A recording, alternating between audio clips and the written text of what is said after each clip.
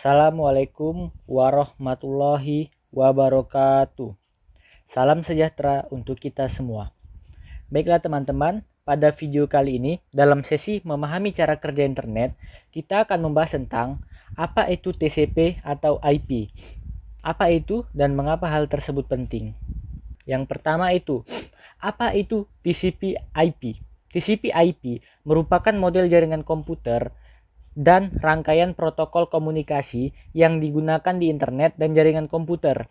Ia dikenal dengan TCP/IP atau singkatan dari Transmission Control Protocol atau Internet Protocol, yang merupakan gabungan dari protokol TCP dan protokol IP menjadi sebuah kesatuan sebagai sekelompok protokol yang mengatur komunikasi data dalam proses tukar-menukar data dari satu komputer ke komputer lain di dalam jaringan internet, yang akan memastikan pengiriman data sampai ke alamat yang dituju. Nah, jadi TCP/IP inilah yang mengatur proses pertukaran data dalam sebuah jaringan dan memastikan pengiriman data tersebut sampai ke alamat yang dituju. Di sini ada apa aja sih layanan dari TCP/IP ini? Yang pertama itu ada file transfer, memungkinkan pengguna yang satu untuk dapat mengirim ataupun menerima berkas ke sebuah host di dalam jaringan. Lalu remote login, memungkinkan pengguna dapat melakukan login ke dalam satu komputer di dalam suatu jaringan secara jauh.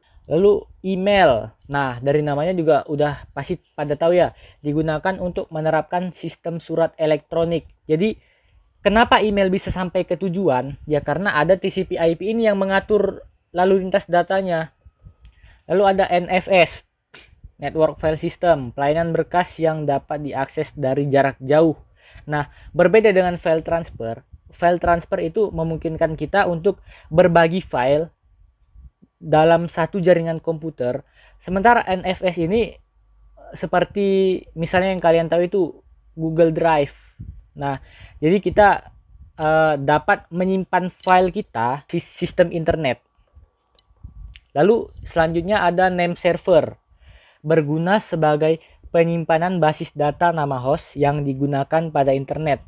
Nah, jadi di sini kalau misalnya kalian tahu facebook.com atau google.com, nah itu disebut dengan name server.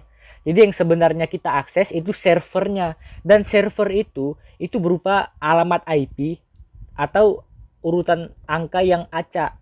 Nah, fungsinya name server inilah supaya kita nih lebih mudah mengakses servernya itu tadi, nggak perlu mengetik angka yang panjang itu lagi. Nah, IP address adalah serangkaian angka yang menjadi identitas perangkat yang terhubung ke internet atau infrastruktur lainnya. Fungsinya seperti nomor rumah pada alamat, yaitu untuk memastikan agar data dikirimkan ke perangkat yang tepat. Panjang rangkaian angkanya adalah nih dari 0.0.0 sampai 255.255.255. Nah, IP address itu terbagi menjadi dua kategori. Ada IP privat dan ada IP publik. IP privat adalah alamat IP yang kita gunakan sebagai alamat perangkat di dalam jaringan lokal atau intranet kita. Nah, kita kan kemarin udah bahas nih bedanya internet dengan intranet itu apa. Jadi intranet itu jaringan lokal yang hanya bercakup dalam satu gedung atau lingkungan yang kecil. Nah, lalu IP publik, alamat IP yang kita gunakan sebagai pengenal kita di internet atau jaringan global. Aturan di internet, IP address itu tidak boleh ada yang sama. Jadi misal kita lihat di intranet mereka itu sama-sama menggunakan IP sekian. Nah, kalau hanya untuk di jaringan mereka aja ini nggak ada masalah. Tapi pada saat mereka mengakses internet dengan IP yang sama dan kita nggak tahu ada berapa komputer yang menggunakan IP ini di dunia, nah ini yang bakalan jadi masalah. Pasti akan banyak IP yang sama. Jadi nanti nggak bisa nih karena protokol TCP/IP tadi bingung dia, ini alamatnya punya siapa kok banyak alamat dengan angka sekian gitu. Makanya aturan di dunia IP itu IP nggak boleh sama. Nah, baik itu di intranet atau internet. Nah, ini kan karena intranet mereka beda gedung ya nggak ada masalah kalau misalnya antara gedung ini sama. Yang penting pada saat mengakses internet, ya ini IP gedung sini dan gedung sini dan gedung yang lainnya itu nggak boleh ada yang sama. Jadi harus beda. Nah, saya akan sedikit ngasih contoh apa bedanya IP privat dan IP publik. Jadi di sini akan saya lihat nih IP privat saya. Nah, ini bisa dilihat ya, IP kita itu ada 192.168.0. Oh ini sorry 192.168.0.104 atau 104. Nah, ini yang IP yang saya gunakan dalam jaringan lokal saya atau dalam jaringan yang ada di WiFi saya. Nah, apakah pada saat mengakses internet IP yang saya gunakan masih itu? Nah, ini akan kita lihat. Kita ketikkan aja itu what's my IP address. Ini akan melihat jaringan IP publik kita. Nah, lihat. Beda kan? Nah, inilah IP yang saya gunakan di internet atau di jaringan publik. Jadi nggak sama dengan IP yang saya gunakan di jaringan lokal tadi. Jadi itulah bedanya. Jadi di internet nggak boleh ada IP yang sama. Lalu apa sih fungsi IP address? Saat Anda mengunjungi sebuah website, perangkat yang Anda gunakan perlu menemukan lokasi data website tersebut untuk kemudian mengambil datanya dan menyajikan kepada Anda. Pernah menuliskan alamat rumah lengkap dengan nomornya untuk menerima paket di e-commerce? Pasti pernah ya.